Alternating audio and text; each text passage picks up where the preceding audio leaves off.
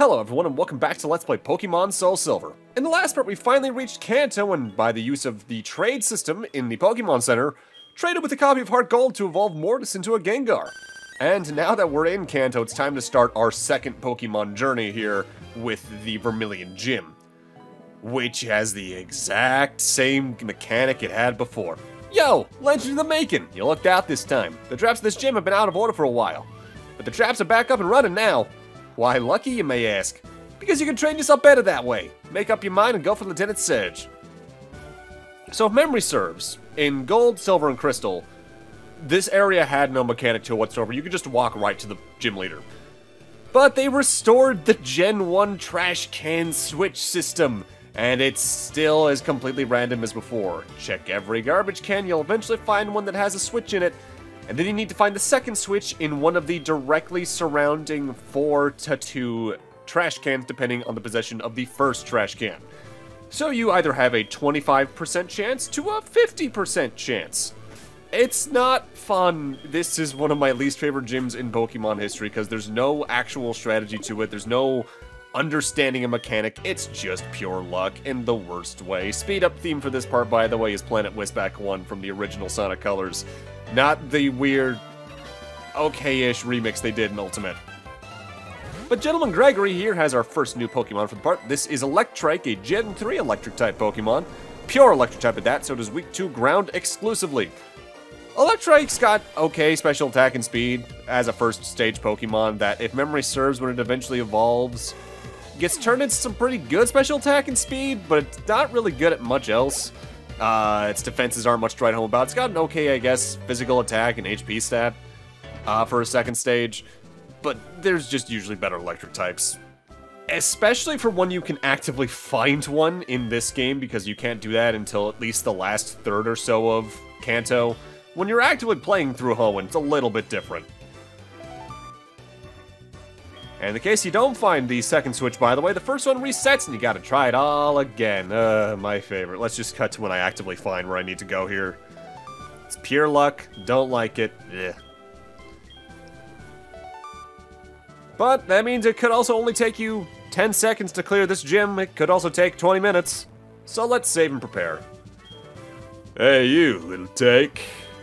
It may not be very smart to challenge me, but it takes guts. When it comes to electric-type Pokemon, I'm #1. I've never lost on the battlefield. I'll zap you just like I do all my enemies in battle.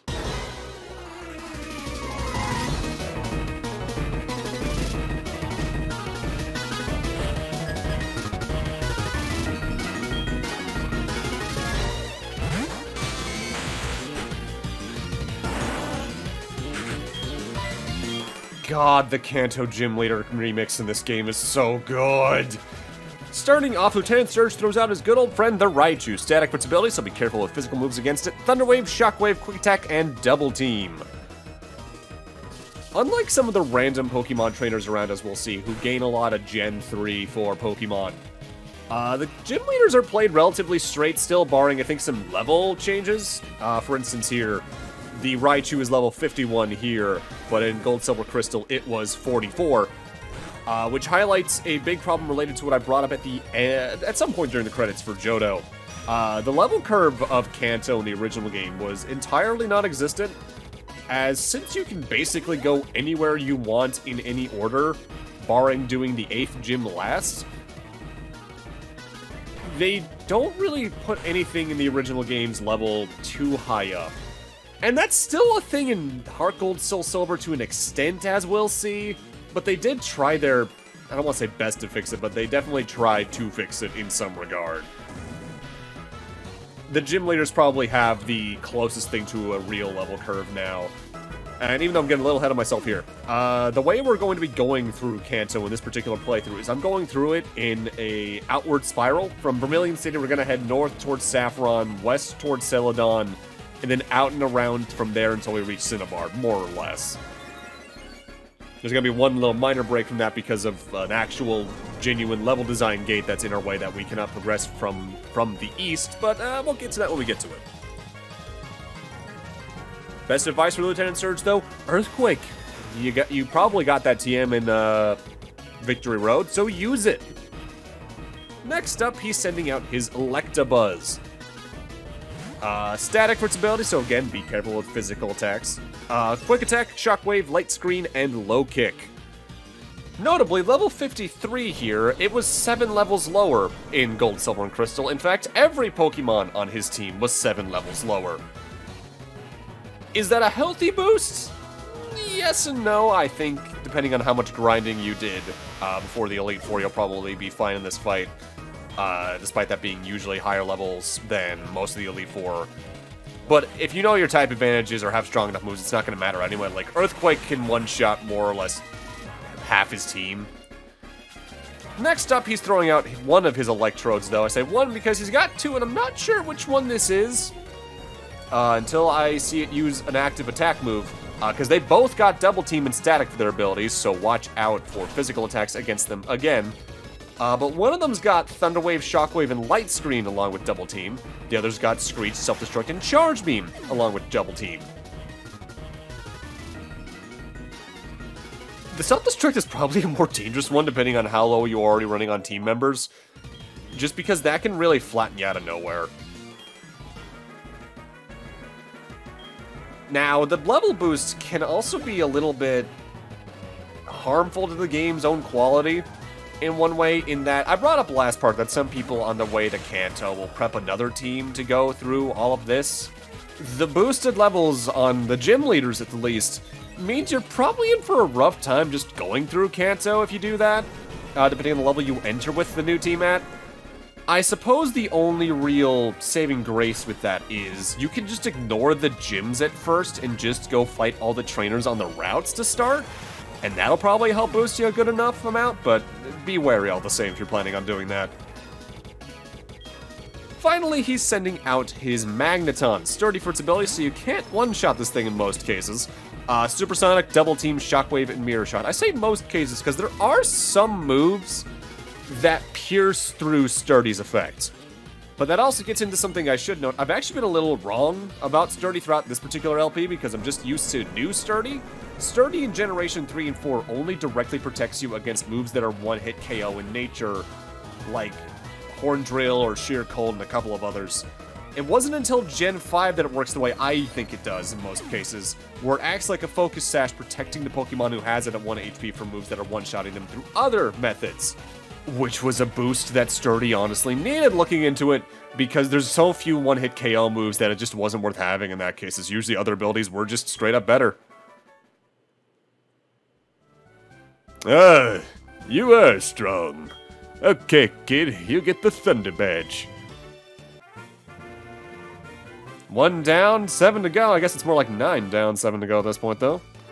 That Thunder Badge suits those who've defeated me. Take good care of it, okay? There's something else. Here's a great TM for you. I forget which TM this is. That TM contains Shockwave. Zap! Use it to go like lightning. When you go north, you'll see a big city called Saffron.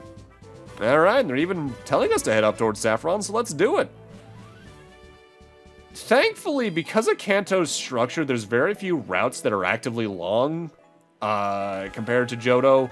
So it's even easier to backtrack to a Pokemon Center in most cases in areas like this. Most is the key word, though. Welcome to Route 6, though. By and large, until we get the ability to actively find Hoenn and Sinnoh Pokemon, it's got the same Pokemon as the original game. Pidgey, Oddishes, Meowths, Magnemites, Abras, Bellsprouts, that kind of stuff. But it does have trainers with new stuff like a Cherubi, a Gen 4 Grass type, pure Grass type at that. So it's weak to Flying, Poison, Bug, Fire, and Ice. Its special attack is its highlight, but it doesn't really get anything super notable until it evolves. And even then, it doesn't get super notable as it evolves, outside of its ability, which boosts the power of any other Pokemon in your party while it's sunny. Until Legends Arceus, weirdly, where one of its 2 forms got a notable boost to, I think, its special defense stat. One you could catch it in Arceus, that is, because that Pokemon's evolution is very rare. And also, at launch, one of the 2 forms that you could encounter didn't have a catch rate for some reason. I think they've fixed that since, though. With that said, time for another new Pokemon once I get through this Scouts dialogue, and it's one of my favorites from Gen 3. This Camper is throwing out Slackoth, a normal type, so it is weak to fighting, immune to ghosts. Slackoth doesn't have much to stand out at first besides some okay HP and physical stats, and it's really held back by its ability Truant, which means it can only move every other turn. But as you evolve this Pokemon, you get a very, very good tank Pokemon that, even though it still has that ability, its stats overall more than make up for it.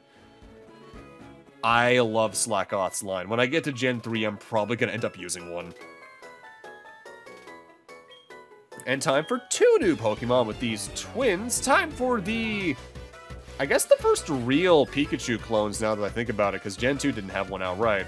Time for Plusle and Minun. Both electric types, so they are both weak to just ground. Stat-wise, they're nothing too special for single-form Pokemon. Plusle's got some okay speed and special attack.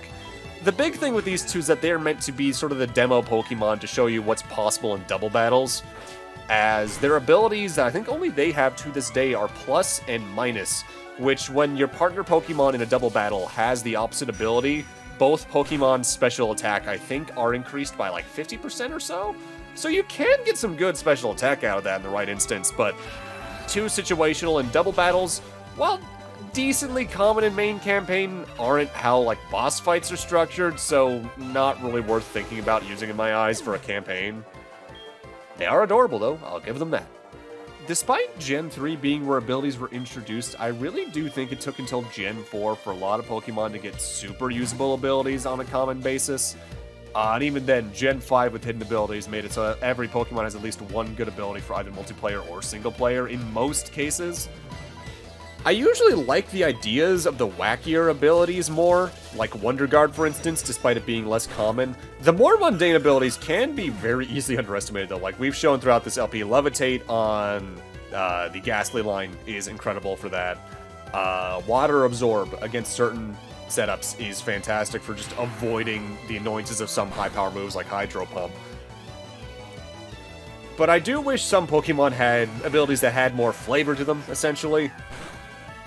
But if every Pokemon had a super flavorful ability, that means that almost none of the abilities would be too flavorful in their own right, meaning they'd all be kind of just uninteresting despite being absurd, I guess. With that said, with that trainer battle out of the way, we're now clear to head into Saffron City. But I should note, if you're very familiar with Kanto, you'll remember there's these little tunnels you can use to initially skip over Saffron City back when, because you needed the T from Celadon to enter it. You cannot use those until you progressed a certain amount into Kanto in this playthrough. I don't really know why, because it's not like it's really saving you any time, because I think you can just head straight north from Saffron into Cerulean if you wanted to. And you can definitely head straight east into Lavender and west into Celadon, so I don't get it, I guess. Now, Saffron City does have a couple of things of note in it. The first one here is Uncle Psychic at Mr. Psychic's house. This is very important for us to go into.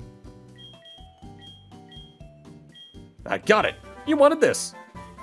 He gives us TM-29, the TM for Psychic. Psychic is a really good Psychic-type move anyway, but I really want this because it's the only way that Mortis can really learn a good Psychic-type move from memory. Because while there's other Psychic-type TMs she can learn, Psychic is just the best one for my tastes. The biggest weakness of it is that it's pretty low on PP, but it's very high power, decently accurate.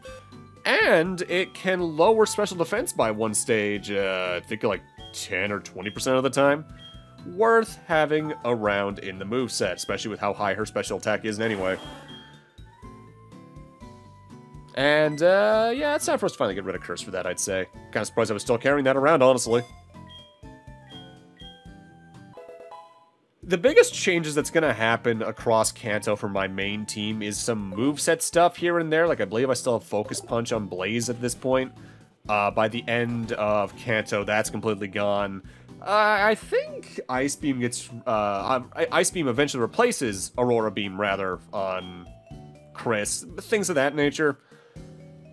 Because at this point, they're relatively optimized Pokemon, but I just need some minor moveset stuff and they'll be set. And this is kind of a problem with later game Pokemon in general, especially if there's a lot of post-game after the champion, where you're not really changing your lineup too much unless you're going for Pokedex stuff. You're more so just making the ones you already had stronger through very minor means. I guess that's another reason people tend to make a second team for Kanto, just so they can feel that sense of growth again. But for what's coming towards the end of the game, that feels like it kind of defeats its own purpose. The upgrade there is an interesting item. That is a held item for a Pokemon that if you put it on, especially a Porygon, and trade it, it'll evolve into its second form, Porygon 2, that was introduced here in Gen 2. I forget if we ever see one of those, honestly. I think we do at some point, so in case we do, I'll save talking about it for later. For now, let's check out this house. My daughter likes to mimic people. Her mimicry has earned her the nickname Copycat around here. My daughter's unique. She would make friends, then her mimicry would scare them away. She only has a few friends. And right here we have, oh god, HP Nightmare Blissey. Blissey I think we see down the line at some point too. That is one of the highest HP Pokemon in the game today. Hi, do you like Pokemon?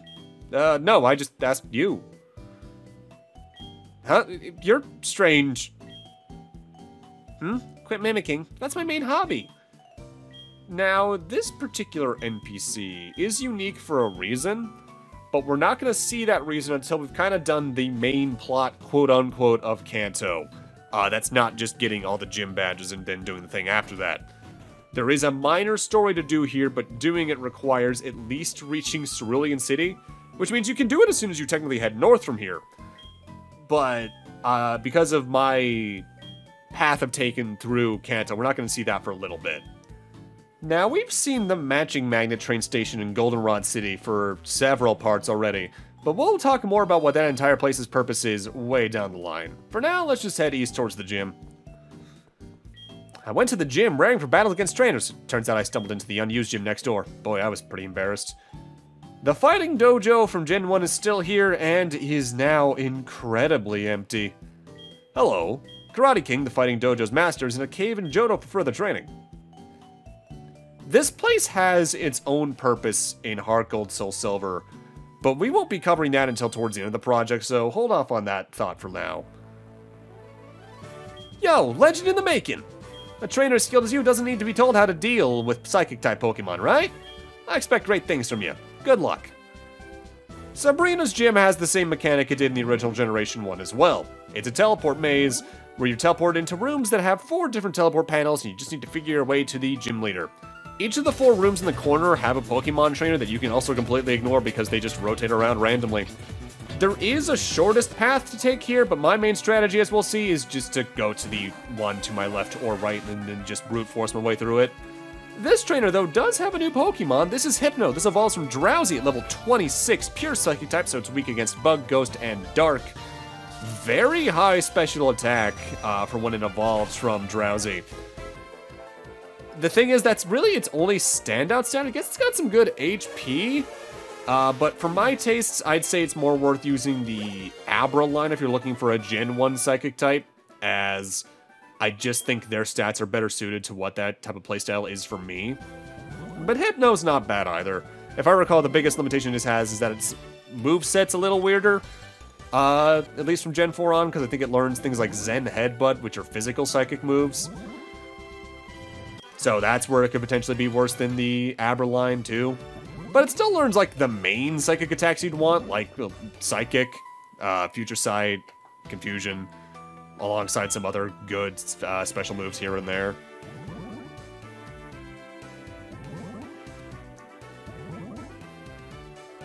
But yeah, Sabrina's gym. I used to try and randomly find my way around it before I just went, let's just do what I'm doing here. It's slower, yes, but it's more efficient because I don't have to remember where the actual entrances are. And hey, if I can do that, I'll do that.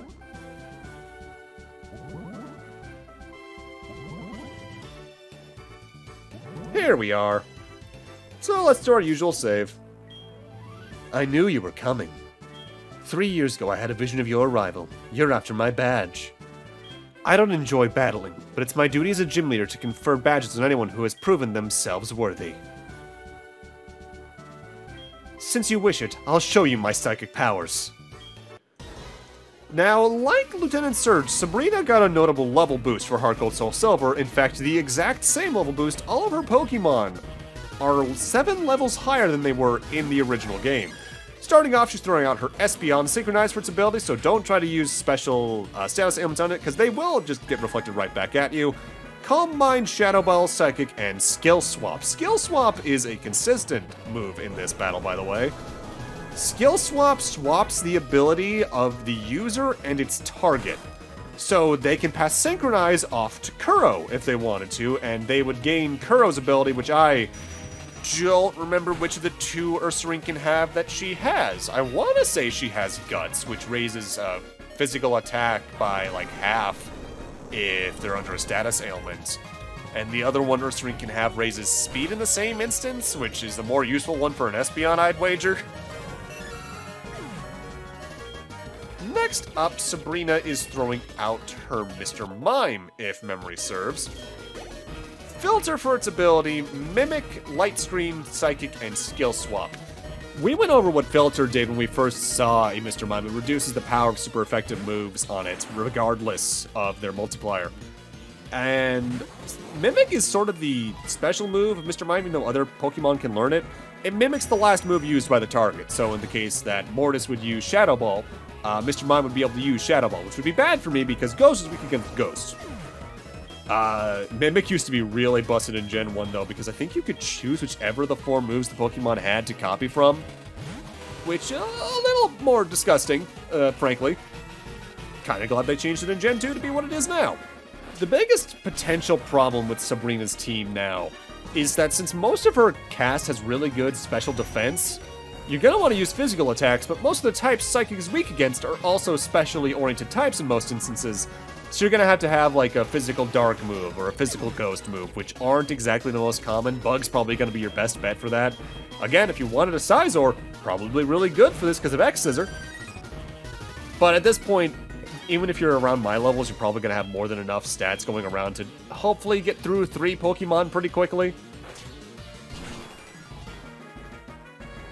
And otherwise, hope maybe you get some flinches if you're doing things like Bite. I should note, by the way, Mimic does have some limits to it. Namely, I think it only has like 5 PP after you've mimicked the move, so you can only use it a few times. But you also have to wait until the next turn to use it. It's not like, say, you mimic Bite and then immediately use Bite. No, it just transforms Mimic in your move choices to Bite. For now, though, we got her final Pokemon. It's also a new one for us, if memory serves. This is her Alakazam, Inner Focus for its ability, so it will not flinch. Psychic, Skill Swap, Reflect, and Energy Ball. Alakazam is also the final stage of the Aber line, evolving from Kadabra when traded. Pure Psychic type, so it's weak against Bug, Ghost, and Dark. This Pokemon is absurd.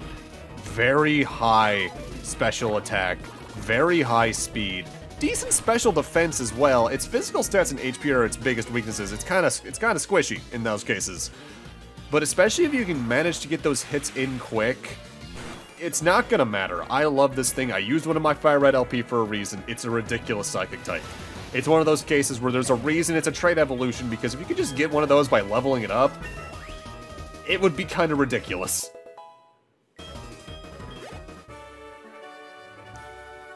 I get it.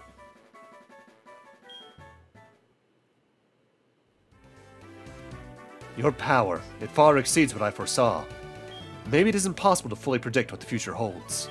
Okay, you win. You earned yourself the Marsh badge. 2 down in Kanto pretty quickly. I failed to accurately predict your power. That means that your power is beyond my psychic ability.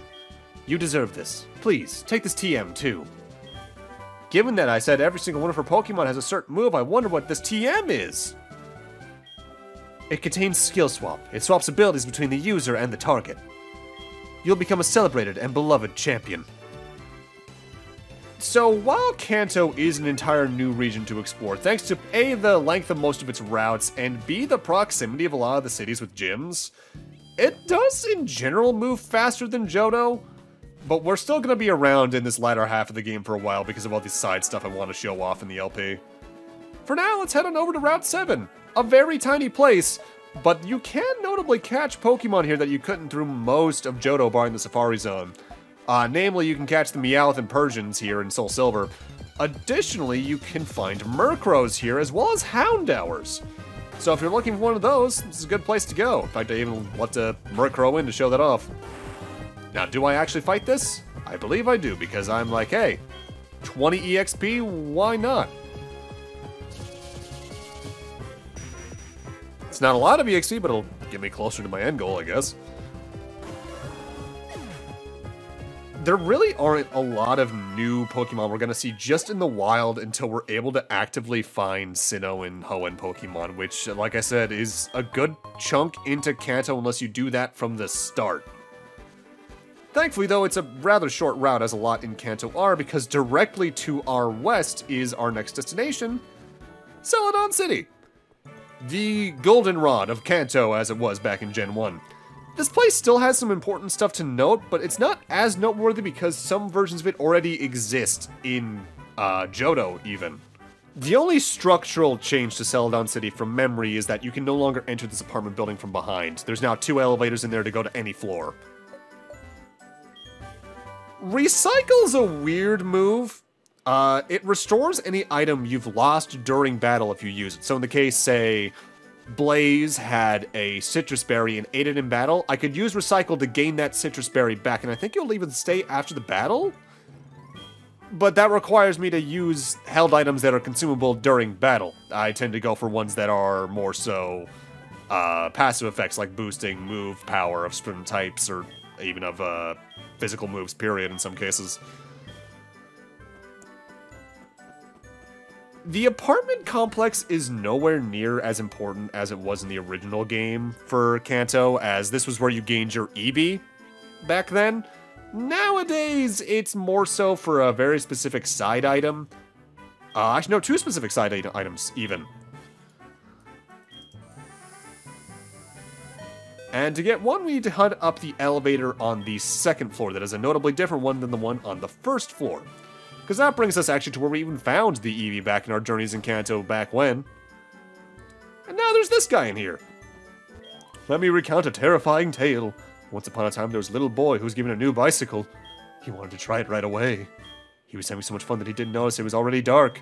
Riding home in the pitch black night, the bike suddenly slowed, the pedals became heavy. The bike began slipping backwards as if it was dragged by someone. It was as if the bike was cursed and trying to drag him into oblivion. Ah! The boy had been riding uphill on Cycling Road. For listening so patiently, you may take this item, the Spell Tag. Spell Tag is an item I usually get mixed up with the Cleanse Tag, a very similarly named item. The Cleanse Tag reduces the encounter rate if it's held by the Pokemon in your first team slot. The Spell Tag, though, boosts power of Ghost-type moves by about 50%. That would be good on Mortis overall, but I still prefer the Bright Powder on her, as since her defense stats are kind of squishy overall, I think Pokemon missing her more often is more valuable than her doing already higher special attack damage than she already has. But on the other elevator, we can find ourselves in this game's Game Freak office. Oh, Haley, you're up in a little bit. Hi, Kyle. Guess what? That sound designer over there showed me something cool. It's a high-tech retro machine to listen to the music from the Game Boy. He said he'll give it to anyone who's collected all the Kanto badges. Why don't you go for it, Kyle? See ya. So the main item we're here to get, we actively can't get until we have all 8 of Kanto's badges. But this is the usual Game Freak office. It's here to be cute and have some minor commentary from devs. You mainly come here in some games for the certificate for getting Pokedex completion. But here in Heart Gold Soul Silver, I believe you get that from Professor Oak at his lab in Pallet Town. So it's only really here for the cuteness and the item that the sound designer here will give us when we get those badges. Which I'll note right now, I actively forget to get for a good while after we get the 8th badge, so bear with me for a bit. So next, let's move on to our next destination here in Celadon City, and it's arguably the biggest attraction that's not the gym in Heart Gold Soul Silver, as while the game corner is still here, we'll see that next part. It's very downplayed like the one in Goldenrod was, so there's not as much to it. But first, let's talk to this NPC up here that's clearly going to be super important. High places, I do love them so. I'd say the only thing that loves heights as much as me is smoke. Thanks for being nothing! Let's get out of here. Directly to our west from the apartment complex is the Celadon department store. Like Goldenrod, this is a 5 or 6 floor supermarket with more or less all the same trappings as the first one. The first floor is just where you pick up items your mom may have bought for you or any mystery gifts you've gotten. The second floor is your usual Pokemon shop, potions, status healings, mail from the other person. Third floor is where you can pick up some TMs, mainly things like Stealth Rock, Brine, which I would actually recommend picking up, and I forget to down the line, Avalanche if you're looking for an Ice-type move. The fourth floor is almost entirely, I think, for mail, while floor 5 is like for your X attacks, guard specs, stat boosting items permanently.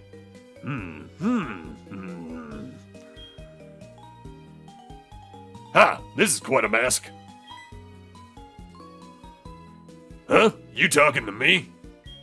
Your eyes are on my Crash or Wake mask. No, I can never let it go. Huh? That's not it? You want the other mask? Okay. And we get a Turtwig mask for the fashion case. What? That's not enough? You're quite a negotiator for your age. Alright, I'll give you this too.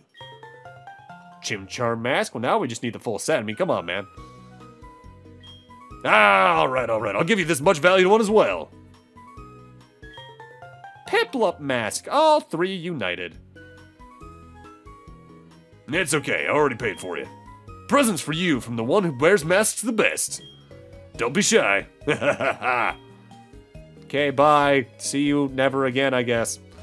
And then finally, as usual with department stores, on the roof you can buy the usual waters, sodas, and lemonades to heal your Pokemon, which are good healing items, I just have other priorities. I've never liked how it was only Gen 1 and Fire Red and Leaf Green, and maybe Let's Go brought it back. Again, I haven't really played that. Where you could buy evolution stones at the department store.